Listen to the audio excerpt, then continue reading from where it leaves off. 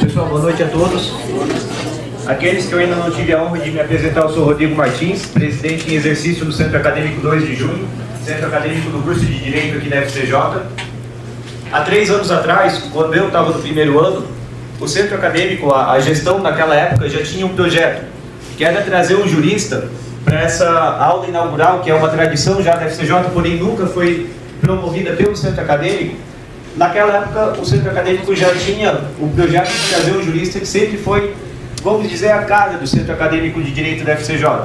Alguém no qual os acadêmicos da FCJ sempre se espelharam pelo seu currículo invejável, que é o que eu vou mencionar agora para vocês. Ele é graduado em Direito pela Universidade Presbiteriana Mackenzie de São Paulo, mestre em Direito do Estado na Universidade do Estado de São Paulo, doutor em Direito das Relações Sociais pela Universidade de Frankfurt, na Alemanha, autor de 17 livros na área de Direito Público e 62 artigos científicos na mesma área, colunista do jornal Folha de São Paulo e do website Consultor Jurídico, professor titular da cadeira de Direito Constitucional da Universidade do Estado de São Paulo e da Pontifícia Universidade Católica de São Paulo, desembargador no Tribunal de Justiça do Estado de São Paulo. Sua jovialidade não transparece tamanho estudo e contribuição para o conhecimento acadêmico. Não à toa seu nome circulou nos principais veículos de comunicações em janeiro do presente ano como aspirante ao Supremo Tribunal Federal. Eu peço que vocês recebam com uma calorosa salva de palmas o nosso palestrante, Dr. Carlos da Costa.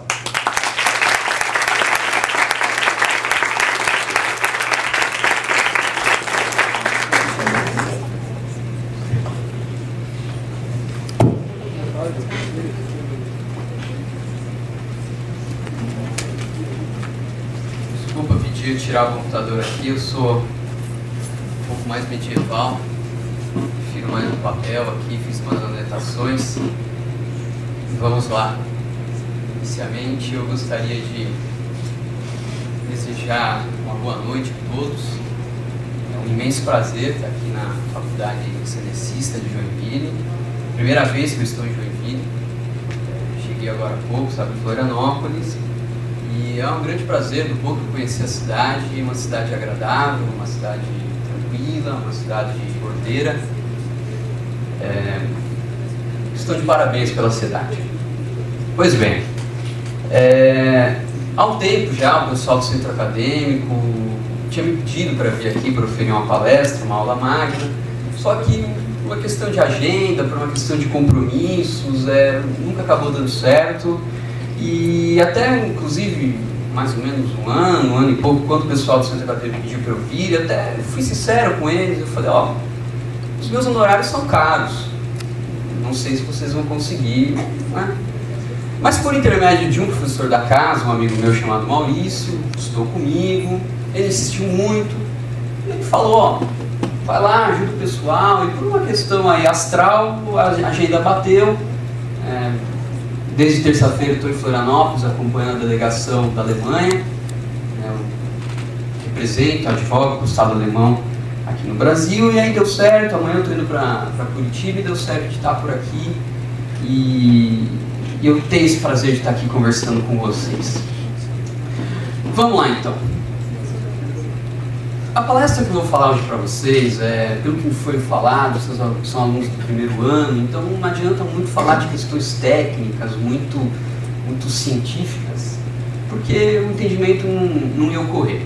Então eu resolvi fazer uma análise dos fatos, dos últimos principais acontecimentos sociais, e como esses acontecimentos sociais de alguma forma repercutem ou representam para alguma coisa dentro do direito.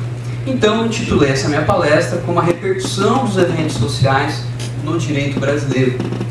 Como vocês todos sabem, o Brasil desde julho do ano passado passa por convulsões sociais, a meu ver, perigosas. Então é função do jurista investigar, analisar esses problemas sociais e até que ponto eles interferem e prejudicam a boa ordem da sociedade, a boa ordem do direito. Ok? 3 advertências iniciais. A primeira delas em relação às perguntas. Tá? Façam perguntas ao final. Okay? Eu não gosto que me interrompam durante a minha fala, perde-se o fio da meada, é desagradável. Então façam uma pergunta ao final. desliguem os celulares, tá? E também eu peço para, com exclusão do pessoal do centro acadêmico, não filmarem, não captarem nenhum tipo de imagem ou de som. Okay? Então, estou deixando bem claro, eu não autorizo a minha imagem ou a minha fala nesse evento. Quem eventualmente fizer está violando o direito autoral, direito de imagem, vocês verão isso no direito civil. Ok. Inicialmente, eu gostaria de parabenizar vocês, eu vejo que é uma turminha aí predominantemente jovem, parabenizar pela escolha do curso de Direito. O curso de Direito não é um curso qualquer. O curso de Direito é um curso de elite. E ao fazer essa escolha pelo curso de Direito, eu acredito que vocês acertaram. Vocês passam agora a representar e fazer parte de uma elite dentro desse país. E qual que é o objeto de estudo de um acadêmico, de um jurista? O objeto de estudo são as leis. Esse é o objeto de estudo, predominantemente isso. Só que só as leis para o jurista é um dado insuficiente, é um dado precário. O jurista, além de um bom conhecimento de leis, ele precisa ter um bom conhecimento da sociedade, ele precisa ter um bom conhecimento da ciência, ele precisa ter um bom conhecimento do próprio ser humano, da psicologia social. E é nisso que vai a minha fala hoje, trabalhar um pouco essa relação entre o direito e a relação com a sociedade, com a ciência. Pois bem, o meu objetivo hoje, como eu disse anteriormente, é falar de alguns fatos sociais ocorridos e como esses fatos se relacionam com o direito. Mas eu vou analisar esses fatos ocorridos na sociedade brasileira sempre a partir de verdades, sempre a partir de conceitos, instituições que existem de épocas de longa data, de épocas ahistóricas. E principalmente, eu vou confrontar todos esses eventos sociais com algo que é muito importante para o direito, que é a natureza das coisas. Existe uma natureza das coisas, existe uma verdade evidente, transparente e universal, que independe de época histórica, são verdades dadas e concluídas. Pois bem, o primeiro ponto que eu gostaria de falar, como eu disse, são eventos sociais, tá? Fatos sociais ocorridos aí no Brasil. O primeiro ponto que eu escolhi para falar para vocês, que eu acho um pouco bobo, mas enfim, eu gostaria de deixar aqui minha opinião. Até me estudando, escrevi ali alguma coisa na Folha de São Paulo, fui muito atacado por isso. É a tal da história do rolezinho. Acho que é um fato importante para a gente analisar, um fato importante a gente pensar. Eu estava viajando, não estava no país, aí fiquei sabendo por redes sociais do rolezinho, o que era o rolezinho, etc. Me parece que o movimento do rolezinho, ele tem um significado para o direito, ele tem um significado para o direito, só que me parece que é um significado que não tem muito sentido de ser trabalhado, porque são pessoas que fazem esse rolezinho que não deveriam frequentar aquele tipo de espaço. O shopping é um espaço de consumo. Sendo um espaço de consumo, não é um espaço para movimentos sociais. Não existe espaço para movimentos sociais dentro de um espaço destinado para aquilo que é o consumo, que é a essência do capitalismo. Então me parece que está certo, me parece que está correto o Tribunal de Justiça de São Paulo, definiu várias liminares, suspendendo a ocorrência daquilo. Eu acho que isso é um problema social. Eu acho é um problema social que o Brasil vive, e tirar esse pessoal do shopping é provar e mostrar a diferença que existe entre o pobre e o rico no país hoje. Eu só vou pedir, como eu disse anteriormente na minha fala, para guardar a pergunta para o final. Aí no final a gente debate com tranquilidade, tá bom? Senão vai perder um pouco o fio da meada. Um outro ponto que agora me parece mais importante. O rolezinho foi um ponto pequeno que eu acho que foi só para não dizer que não falei de flores. Né? Você não falou dos rolezinhos, coisa importante. Outros pontos que parecem mais importantes para mim, que eu vejo no discurso que está ocorrendo ultimamente no Brasil muito forte. A questão do princípio da igualdade, o princípio da isonomia. O que é o princípio da igualdade e o princípio da isonomia? De fato, pessoal, este princípio é um princípio que, em essência, ele não existe. Não existe uma igualdade. A igualdade é uma categoria inventada pela Revolução Francesa, que foi comprada aí, mas que, em essência, não existe. As pessoas são naturalmente desiguais. As pessoas são socialmente desiguais. E existem estudos científicos sérios que existem diferenças de desigualdade, tanto em relação ao gênero, quanto em relação até à própria raça. Eu não entendi. Se puder apresentar algum estudo, porque eu... Eu tinha falado anteriormente, só guarde um pouco suas perguntas, ao final eu vou satisfazer elas. Tá bom? A gente tão longe para ser interrompido. Outro ponto que me parece extremamente urgente e importante para se analisar: acusam a polícia, acusam até mesmo os tribunais de ser um movimento, de ter uma espécie de retorno ao que eu talvez diria de ditadura. Reclamam muito, ditadura. Me parece, pessoal, isso eu falo com certo conhecimento de causa, que a ditadura ela foi essencial para o Brasil. Nunca nós tivemos um crescimento tão consistente economicamente, na educação, na saúde, do que na época da própria ditadura. Um movimento que impediu um golpe comunista no Brasil, que de fato em marcha estava. Um movimento que, se não fosse a Revolução Militar de 64, hoje com certeza nós seríamos um país atrasado, com a mancha de um socialismo retrógrado, ultrapassado, que de desenvolvimento não tem absolutamente nada. Então, me parece sim que os militares acertaram e que eles estavam corretos. O Brasil ele sofre de sérios problemas de democracia.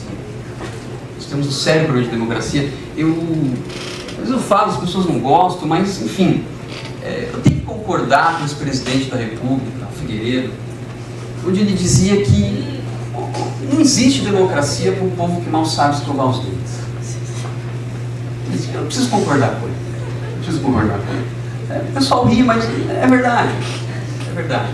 O brasileiro, ainda não está preparado para uma real democracia. Por isso que eu sou a favor de uma tese já corrente dentro do Brasil, do autoritarismo instrumental. Que até a população atingir um certo nível de maturidade democrática, se legitima e é justo um governo autoritário. E autoritário é diferente de totalitário. Diz uma confusão, autoritário, totalitário. E quando se fala em totalitário, imediatamente as pessoas imaginam a ditadura brasileira foi como o nazismo na Alemanha. Esse ponto eu tenho uma grande tranquilidade em dizer que não, estudei na Alemanha. O nazismo ele foi construído como grande inimigo da humanidade porque ele perdeu a guerra.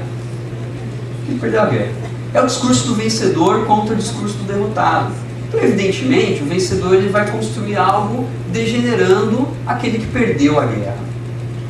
Muitas das coisas que ocorreram no nazismo são coisas cientificamente justificadas, cientificamente comprovadas, e o Hitler fez aquilo que todo bom chefe de Estado deveria fazer.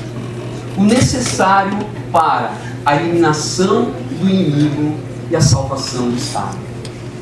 Ele fez o necessário para isso. Então, não me parece que o nazismo cometeu grandes erros. De fato, a salvação do Estado justifica a eliminação do inimigo.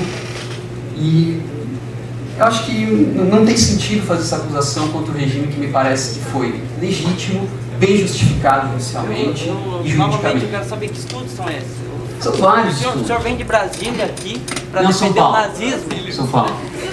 Para defender o nazismo aqui? Ó, amigo, você não sabe nem de onde eu venho. Agora você quer me contrariar dentro do meu discurso. Mas para mim não importa.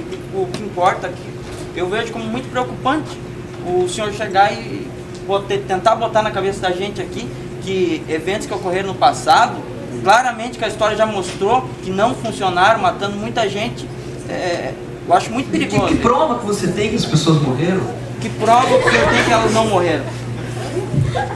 A prova que você tem que as pessoas morreram foi essa prova forjada pelo vencedor da guerra. A prova do forjamento eu não sei qual que é. Ó, amigo, eu vou pedir licença para vocês. Eu não vim de tão longe para ficar sendo contrariado por pontos que me parecem evidentes e claros. Tá? Eu vou pedir desculpa ao pessoal do centro acadêmico. Tá? Quem puder, eu vou ficar esperando lá fora para que me leve novamente para o hotel. Eu não vou continuar a ficar aqui.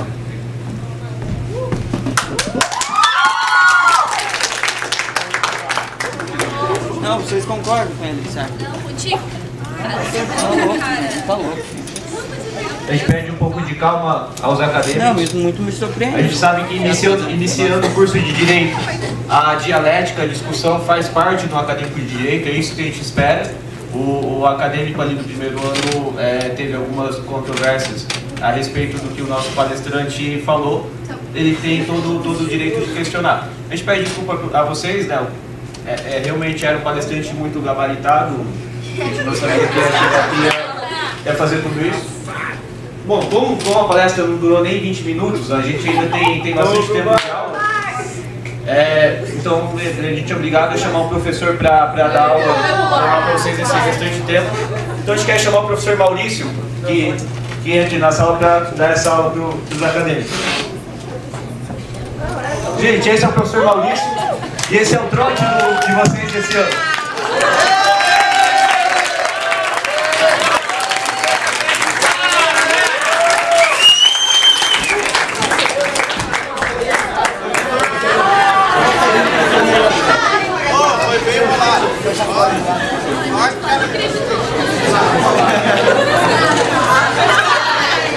Gente, só um momento. Eu vou quebrar um pouco do protocolo que foi combinado com o professor Maurício. Primeiro que deixa eu falar que ele é um professor da FCJ, ele não é esse fascista que estava dando a palestra para vocês, a opinião dele é bem diferente, tanto é que ele é um professor muito querido pelos alunos, muito querido pelo centro acadêmico, tanto é que, quebrando um pouco do que foi combinado com ele, a gente quer fazer uma homenagem a ele, que sempre colaborou muito, não só com o FCJ, mas também com o centro acadêmico do curso de Direito. Então a gente quer dar um singelo presente em homenagem ao professor Maurício.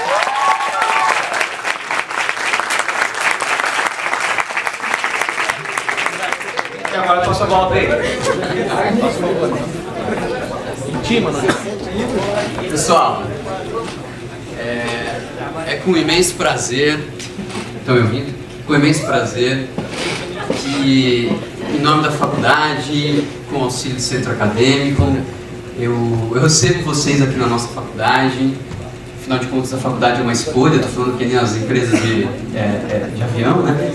É uma escolha das pessoas, então vocês escolheram a nossa faculdade. Isso é uma grande honra para nós. Isso aqui é um trote que nós bolamos, na verdade que nós não, o centro acadêmico pensou, me convidou. Eu não consigo recusar os convites do centro acadêmico, eu achei uma ideia bacana, uma ideia descontraída aí, que eu até antecipei um pouco o meu discurso, porque eu achei que estava muito rasgado, vocês já estavam sacando algumas coisas, né? E a ideia dessa brincadeira, pessoal, além de recepcionar vocês e dizer que é um grande prazer tê-los aqui, tá? Também no sentido de que nós queríamos trazer alguns discursos aqui, que não são discursos inventados pelo centro acadêmico nem por mim. São discursos que já existiram durante a história do Brasil, do mundo, e que ainda existem. Tá? São discursos que, de uma forma sutil, eles estão na sociedade, eles estão na mídia, e eles estão também no direito. E a ideia de toda essa brincadeira, que de certa forma é séria, é mostrar para vocês, de certa forma advertir vocês, para que vocês tomem um certo cuidado com o curso que vocês estão fazendo, que vocês começaram a fazer essa semana. O curso de Direito, a carreira jurídica em si, ele pode ser um grande instrumento de conquista, de emancipação social, mas também ele pode ser um grande instrumento de perseguição, de eliminação e de restrição de pessoas. Vide apartheid, vide nazismo, vide ditadura, que eu acabei de defender agora, porque eu falei da ditadura, é um discurso que existiu e muitos juristas sustentaram esses discursos. Então, essa foi uma brincadeira para dar boas-vindas para vocês, mas principalmente para adverti-los que todos esses discursos fascistas, preconceituosos, autoritários, eles estão na mídia, eles estão nos jornais, eles estão, com certeza, nas leis, nos livros serenos da doutrina, construindo um mundo todo perfeito, onde o conflito é algo extremamente perigoso, onde o Black Bloc representa uma pessoa muito perigosa que vai acabar com a família, com o patrimônio e com as instituições que esse país de longa data vem construindo. Ok? Então, mais uma vez, muito obrigado. Desculpa a sacanagem aí, mas a ideia realmente foi fazer com que vocês se sintam em casa. O pessoal do centro acadêmico aí é muito querido, muito bacana. E se precisarem de mim, eu estou nos corredores aí, quase todos os dias da semana. A gente pode conversar aí. Eu mostro que eu não sou fascista, nada disso, sou uma pessoa comprometida. Muito embora o professor Paulo falou hoje de manhã assim: Maurício, você vai conseguir falar tudo que você pensa na boa, assim, sem nenhuma vergonha.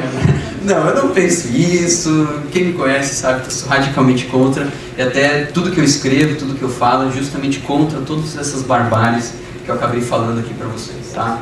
Muito obrigado, eu vou a palavra.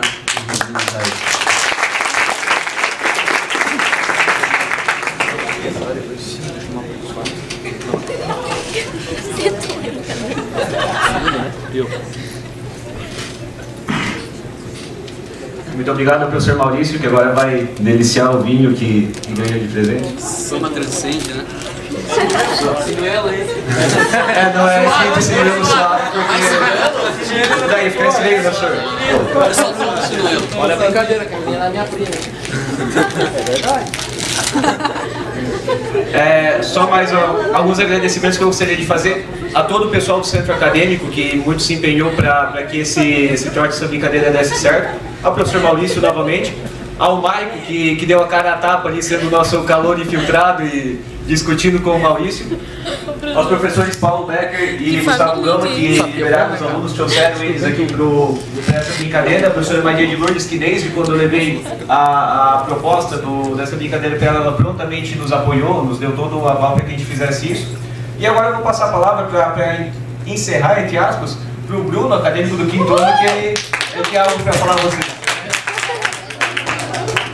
Boa noite a todos. Eu acredito que quem estava na quinta-feira ainda fez um discurso feio.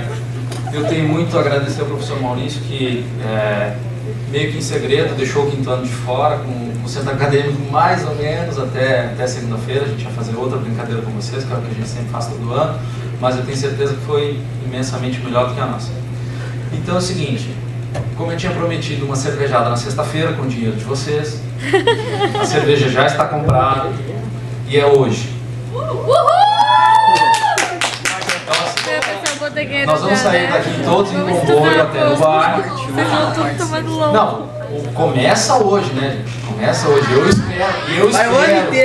Eu espero e faço todos os votos de que vocês do primeiro ano só terminem essa cervejada no último dia de aula do quinto ano. Por quê? Porque eu falei naquele dia na sala, não é brincadeira, as melhores festas são na faculdade, a melhor curtição é na faculdade, vocês vão ter amigos pro resto da vida que vão ter na faculdade. O professor Maurício está aqui, com certeza testemunha disso. Então, levem a sério, não é brincadeira quando eu falei vamos pro boteco, não precisa ir pro boteco para beber, cara, vai lá tomar uma garrafinha d'água, mas socializa, brinca, vocês vão fazer alianças, isso é muito bom. Então é o seguinte, a gente teve no Master hoje pago para vocês, ou por vocês, 4 caixas de cervejas, de cerveja de litro com o dinheiro de vocês, pagaram. Aí tem aquela do quinto ano, do primeiro ano B, que eu prometi, e que aí com certeza o primeiro ano B vai socializar com o A e com os veteranos que estão lá, sem dúvida. E eu não vou me delongar porque a cerveja está esquentando, vamos embora, né?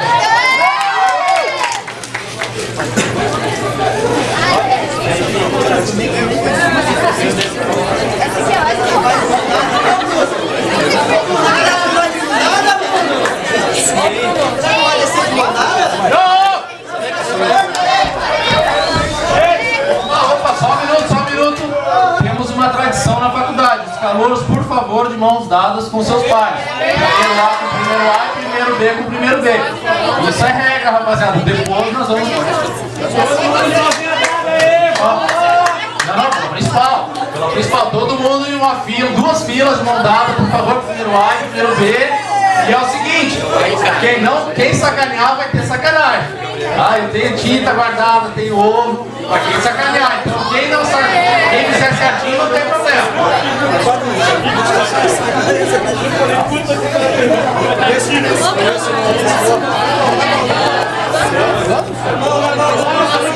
Vamos lá fiscalizar, Carla.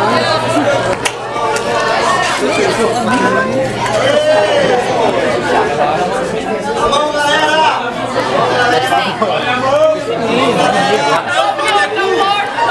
Tô fiscalizando.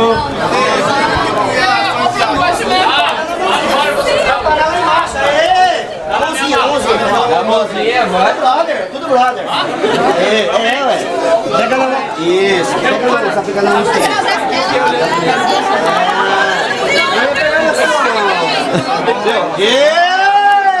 Vocês sabem onde é o Master, né? Vamos se perder, todo mundo vai dar. Na mãozinha, galera. Na mão, galera. Eu quero ver homem pegar na mão de homem. Você não. Você vai pegar na mão dos rapazes. A gente se conhece, não disfarça não. Ó, e o hino? Sou calouro. Vamos cantando, rapaziada. Lá embaixo. Não, tô cantando aqui já. Sou calouro. Vamos lá, rapaziada. Mãozinha, fera. Mãozinha. Ai, calorada. Deixa a minha aí. Vamos lá então, né?